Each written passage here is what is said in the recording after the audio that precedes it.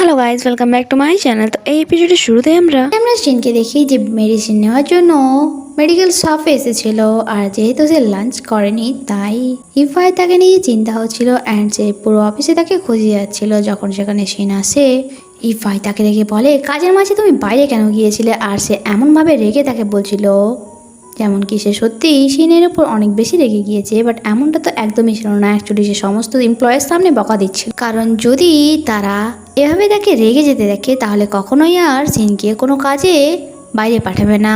এরপর সিন যখন ইফাইয়ের কেবিনে যায়, ইফাই তাকে জানায় যে তার জন্য স্পেশাল একটি দোকান থেকে লাঞ্চ নিয়ে এসেছে। তারা এখানে বসে লাঞ্চ করছিল, তখন সেখানে ভাং চলে আসে।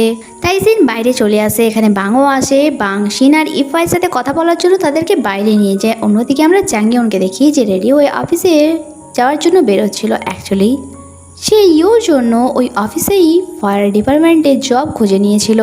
বাইরে এসে মম ড্যাডকে সে কোম্পানির আইডেন্টি কার্ড দেখায়, যা দেখে মম ড্যাড বুঝে যায় যে সে আজ থেকে অফিসে কাজ করতে যাচ্ছে।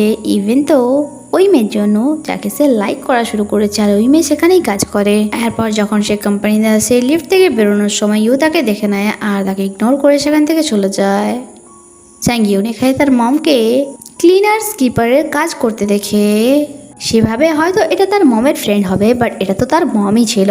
এখানে যখন চ্যাংইয়ন তার মমকে বলছিল, তার মম বলে আজ আমার ফ্রেন্ড কাজ করতে আসেনি, তার বদলেই আমি এখানে কাজ করতে এসেছি।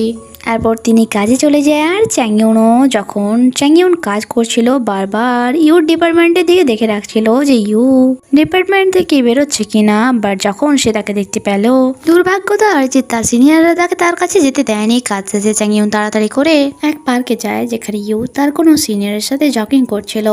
এখানে ইউ তাকে দেখে নেয়, সে বলে আমিও এখানে প্রত্যেক দিনই জগিং করতে আসি।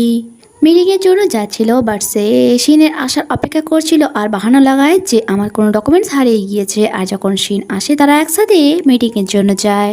তার অ্যাসিস্ট্যান্টকে জিজ্ঞাসা করছিল যে সে এত হার্ডওয়ার্ক কি করে করে নেয়। আর তারা এখানে দুজনে একসাথে কথা বলছিল, যা দেখে ইফাই তো অনেক বেশি জ্যালাস ফিল হচ্ছিল, কারণ শিন তার আজ পর্যন্ত এত প্রশংসা কখনোই করেনি। তাই সে তাকে মেসেজ করে বলে যে আমি তোমাকে বাসা পর্যন্ত রাইড দেবো, বাট শিন মানা করে দেয়। এদিকে আমরা চ্যাংইয়নকে দেখি সে এখনও ইউর পেছনেই পড়েছিল। বাসায় ফিরে যখন ইউ লাইভ স্ট্রিমিং করছিল, তাও চ্যাংইয়ন দেখে যাচ্ছিল। আর ডিনার ট্রেডের জন্য সে তার জন্য খাবারও পাঠায়, তাই বাধ্য হয়ে ইউকে নিচে আসতে হয়। সে চ্যাংইয়নকে বলে তুমি এভাবে আমাকে ফলো কেন করছো। সে বলে আমি তো শুধুমাত্র তোমার ডেইলি লাইফ অবজার্ভ করছিলাম, আমার কোনো ভুল ইন্টেনশন নেই। যা শুনে তো ইউ আরও অনেক বেশি বিরক্ত হয়ে যায় অ্যান্ড বলে এরপর যদি আমার আশেপাশে আমি তোমায় দেখি তাহলে আমি পুলিশে ইনফর্ম করে দেব। যা শুনে চ্যাংইয়ন অনেক বেশি স্যাড হয়ে যায়, আর সেভাবে সে তার সামনে না এসে এমন কি করবে যাতে ইউ তার কথা ভাবে। তাই সে ইফাইয়ের সাথে ডিনারে যায় আর তাকে সব কিছু বলে। আর যখন সে বাসায় ফিরে, বাসার মধ্যে প্রবেশ করার আগেই দরজায় নোট দেখে।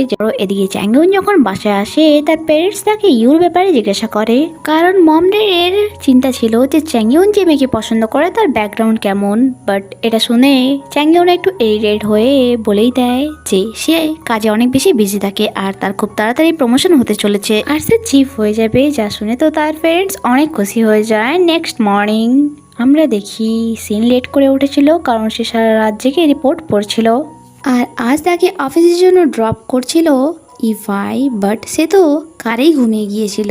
তাই কোম্পানিতে আসার পরও সে তাকে জাগায় না আর অপেক্ষা করে কখন শিন ঘুম থেকে উঠবে।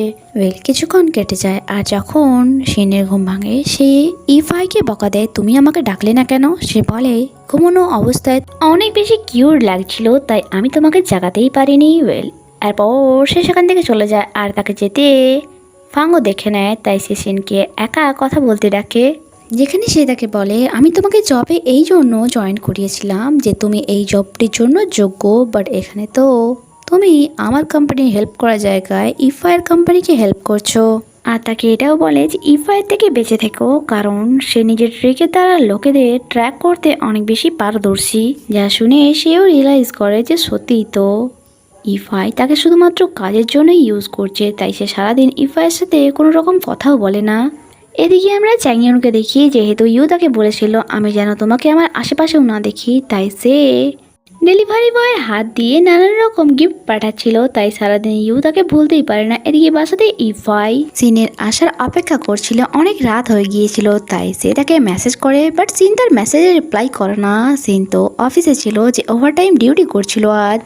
অনেকক্ষণ অপেক্ষা করার পর যখন শিন বাসায় ফেরে না আর তার মেসেজের কোনো রিপ্লাইও দেয় না, তাই সে অফিসে পৌঁছে যায়, যেখানে কনফারেন্স রুমে শিয়ানের বুকস আর নোটস দেখে, বাট সিয়ান সেখানে ছিল না। বাট যখন সে অফিসের ভেতরে যায়, সেখানে তো শিন কাজ করতে করতেই ঘুমিয়ে গিয়েছিল। ইফাই তাকে ঘুম থেকে তোলে আর বলে চলো বাসায় ফিরবে, বাট সে মানা করে। ও তাকে সেখান থেকে চলে যেতে বলে যে আমাদেরকে যদি কেউ একসাথে দেখে নেয় তাহলে এটা নিয়ে গসিপ করবে।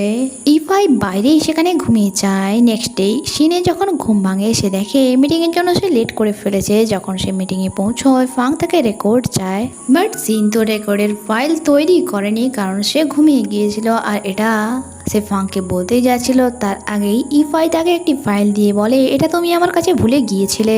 অ্যাকচুয়ালি সিনের ঘুমিয়ে যাওয়ার পরে তার এই প্রজেক্টটি ইফাই তৈরি করেছিল, আর এই প্রজেক্টটির প্ল্যান সকলের অনেক বেশি ভালো লাগে।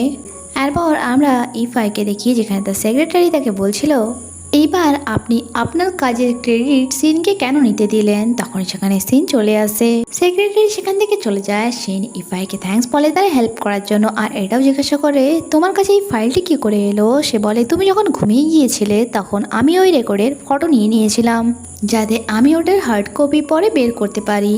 আর সাথে সাথে সিন তার ফোনে নিজের ফটো দেখে নেয়, যার কারণে সে অনেক রেগে যায়। ও বলে আমি চাই তুমি তাড়াতাড়ি নিজের জন্য একটি বাসা খুঁজে নাও। নেক্সট সিনে আমরা ইফাইকে কফি নিতে দেখি, সেখানে সিন ছিল তার এক কলিগ এসে তাকে বলছিল আমার তোমার থেকে একটি হেল্প চাই, আর তাকে ফাংয়ের কাজ দিয়ে সেখান থেকে চলে যায়। ইফাই তাকে এক জায়গায় নিয়ে আসে, ও তাকে জিজ্ঞাসা করে তোমার কি হয়েছে। সিন বলে আমি ভালো করে জানি তুমি ফাংয়ের ফ্রডের ব্যাপারে জানতে, বাট তাও তুমি আমায় মিথ্যে কথা বলেছো আর আমায় ইউজ করেছো।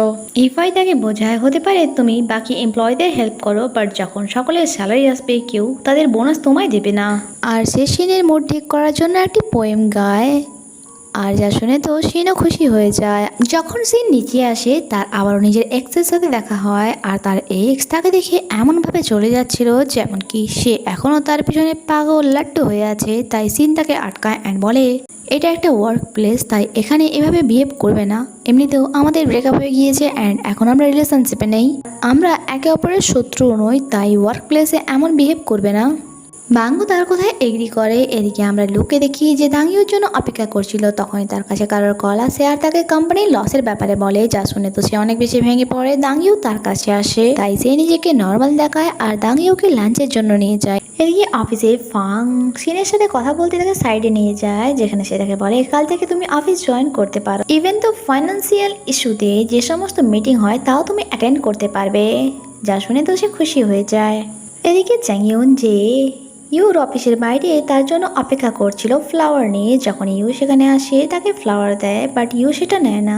সে তাকে নিজের সাথে ডেটে যেতে বলে। তখন ইউর কিছু এমপ্লয় সেখানে চলে আসে আর তাকে জিজ্ঞাসা করে তোমরা কি রিলেশনশিপে আছো। ইউর কলিগরা তো চ্যাংইউনের প্রশংসা করে যাচ্ছিল, তাই ইউও এখানে নাইটে ডিনার ডেটের জন্য হ্যাঁ বলে দেয়। এখানে আসার পর চ্যাংইউন তার মনের কথা বলে যে আমি তোমাকে লাইক করি আর আমি চাই আমরা রিলেশনশিপে আসি, বাট সে ডাইরেক্ট বলে দেয় যে আমি তোমাকে পছন্দ করি না। খাবারের বিল পে করে সেখান থেকে চলে যায়। চ্যাংইউন স্যাড হয়ে তার ফ্রেন্ডদের সাথে ড্রিঙ্ক করতে চলে আসে, যেখানে সে তাদেরকে ইউর ব্যাপারে বলে, আর এই অবস্থায় তার ফ্রেন্ডরা তো তার মজা ওড়ায়, তাই সে রেগে সেখান থেকেও চলে যায়।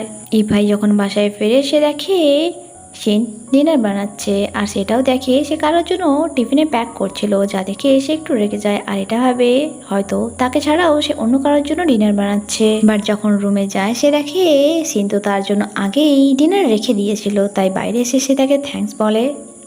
এখানে কথা বলতে বলতে সিন তাকে বলেই দেয় যে ফাং ইমপ্রেস হয়ে গিয়েছে তার কাজ দেখে, আর এই কাজের ক্রেডিট তো ইফাই নিচ্ছিল যে এইসব আমার জন্য হয়েছে, তাই এখন থেকে সমস্ত গ্রসারির টাকাও ভাগাভাগি হবে। সিন বলে তার কাছে তো টাকা নেই। ইফাই তার পিগি ব্যাংক নিয়ে আসে আর বলে যতদিন এই পিগি ব্যাংকে টাকা থাকবে ততদিন আমি 1 টাকাও খরচা করতে পারবো না। সিনও এটার জন্য রাজি হয়ে যায়। নেক্সট ডে যখন সিন অফিস আসে, ফাং তার কাছে আসে আর তাকে কিছু ফাইলস দেয় আর তাকে বলে আজকে আমি মিটিংটি অ্যাটেন্ড করতে পারবো না, তাই ইফাইকে মিটিং অ্যাটেন্ড করতে হবে। এমন সিচুয়েশনে সিন সেই ফাইলটি যা রিড করেছে সে জানতে পারে এই প্রজেক্টটিতে গুইও আছে, আর সেভাবে হয়তো ইফাই তার ব্যাপারে জানে না, তাই এই ব্যাপারে সে যখন তার কাছে বলার জন্য যায় তা অনেক দেরি হয়ে গিয়েছিল, কারণ মিটিং শুরু হওয়ার পথে। তাই শিনকে নিজের জায়গায় বসতে হয়, তখন সেখানে গুই চলে আসে। বাট এখানে গুইকে দেখে ইফাই খুবই ফর্মাল বিহেভ করে। তারপর মিটিং স্টার্ট হয়, যেখানে ইফাইকে অনেক বেশি কনফিডেন্ট দেখাচ্ছিল, যা শিনও নোটিস করছিল।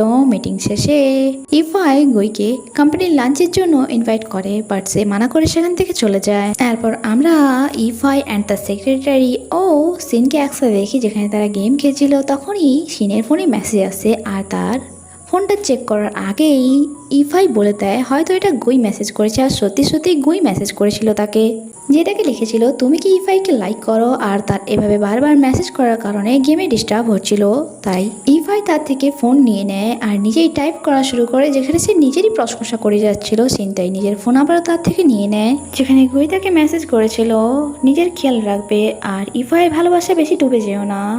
ইফাই অনেক বেশি কিউরিয়াস ছিল জানার জন্য যে তাদের মধ্যে কি কথা হচ্ছে, তাই সে আবারও তার থেকে ফোনটি ছিনিয়ে নিতে চাইছিল। আর এই চক্করে তারা অনেক বেশি ক্লোজ চলে আসে, যা দেখে তো অ্যাসিস্ট্যান্ট বাইরে চলে যায়। আর এখানে এই ভিডিওটি শেষ হয়। বন্ধুরা, যদি আপনাদের আমার এক্সপ্রেশন ভালো লেগে থাকে তাহলে প্লিজ ভিডিওতে লাইক অ্যান্ড চ্যানেলটি সাবস্ক্রাইব করে আমাকে সাপোর্ট করবেন। দেখা হচ্ছে পরের এপিসোডে। Stay connected. Bye bye.